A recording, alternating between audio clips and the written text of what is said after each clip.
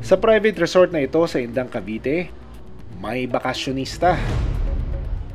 Pamilya raw ito ng mga naglalakihang daga. Gamit ang trap, na-rescue ang isang lalaking bugkun. Pero mayroon pa raw itong mga kasama sa loob.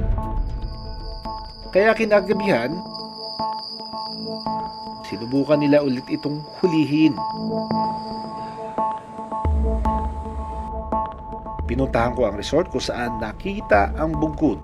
Nakilala ko si Arnel, ang tanod na nag-rescue sa hayop. Tatlo po sila na nakatira din sa loob. Sa loob ng isa. Ibig niyo sabihin sa loob nitong bubong na to, may mga nakatirang cloud rats? Mayroon po. Pero ang nakuha nyo lang ay Isa lang po. isa pa lang. Bakit may trap dito? Iyan po yung pantrap sana kagabi, kaso hindi sila lumabas kagabi. Lagyan nila ng ganitong pinaka-trap nila. Parang trap ng daga pero malaki. And when they found out na it's a cloud rat, that's when they started to report sa inyo. Opo. At may nantitira pang dalawa. Ayun! Ito po. Ito yung cloud rat, itim. So, South Luzon cloud rat ito. Ayan, medyo mailap pa siya. Ito, halika, Wow!